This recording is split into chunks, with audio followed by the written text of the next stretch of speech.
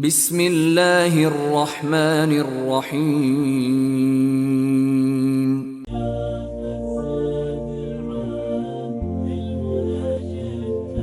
نبی اکرم صلی اللہ علیہ وآلہ وسلم نے فرمایا، 3 لوگ ایسے ہیں جن کی طرف اللہ تعالیٰ قیامت کے دن نہ رحمت کی نظر سے نہیں دیکھے گا، نہ انہیں گناہوں سے پاک کرے گا، اور ان کے لیے دردناک عذاب ہوگا۔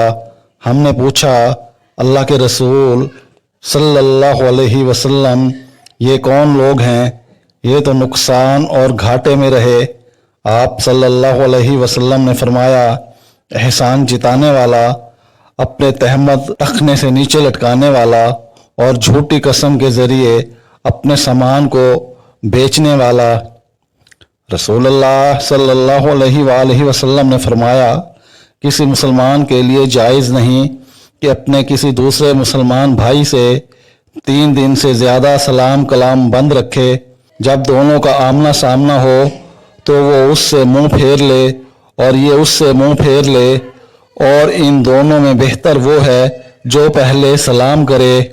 رسول اللہ صلی اللہ علیہ وآلہ وسلم نے فرمایا، کیا میں تم لوگوں کو سب سے بڑے کبیرہ گناہ کے بارے میں نہ بتا دوں؟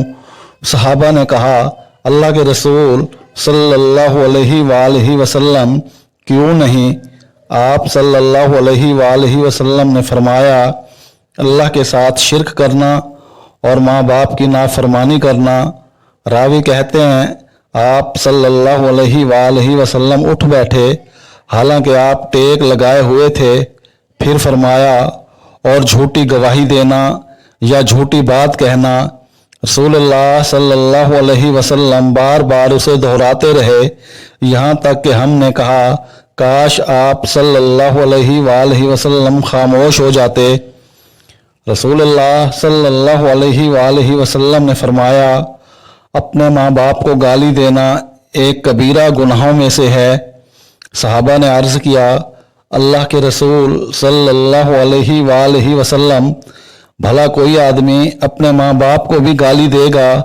آپ صلی اللہ علیہ وآلہ وسلم نے فرمایا، ہاں، وہ کسی کے باپ کو گالی دے گا تو وہ بھی اس کے باپ کو گالی دے گا، اور وہ کسی کی ماں کو گالی دے گا تو وہ بھی اس کی ماں کو گالی دے گا۔ رسول اللہ صلی اللہ علیہ وآلہ وسلم نے فرمایا، جو شخص لوگوں پر رحم نہیں کرتا، اللہ تعالیٰ اس پر رحم نہیں کرے گا۔